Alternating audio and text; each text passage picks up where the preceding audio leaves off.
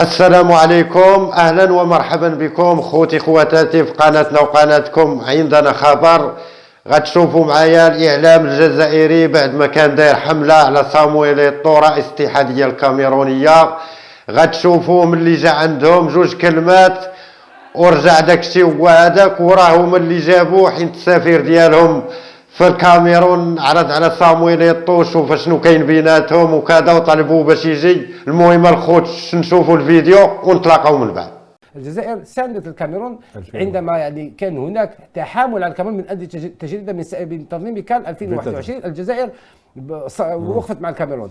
الاعتداء على الصحفيين الجزائريين في الكاميرون، الدوله الجزائريه وقفت مع الكاميرون. قلنا حادث منعزل الشعب الكاميروني. مواقف ثابته اللي تذكرها صامويل ايطو، واليوم جا واش يقول اعيد الجميل للجزائر. نذكر كرونولوجيا رفيق. قبل ان ياتي للجزائر استقبلوا سفير الجزائر لدى الكاميرون، استقبل صامويل ايطو قبل ايام. السفير الجديد سفير الجزائري في الكاميرون استقبل صامويل ايطو.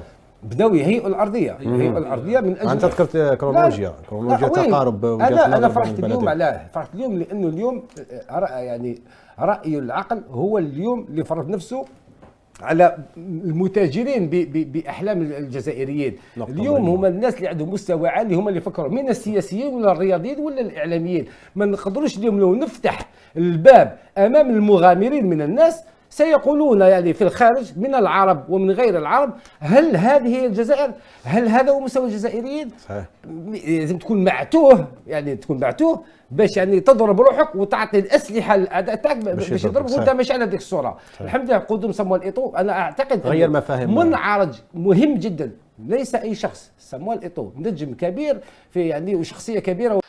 الخوت كان هذا هو الفيديو، ما تنساوش تدعموا القناه، هذا فضلا وليس امرا، واللي ما مشتركش يشترك معنا في القناه باش يوصلوا كل الجديد ديالنا. والسلام عليكم ورحمه الله وبركاته.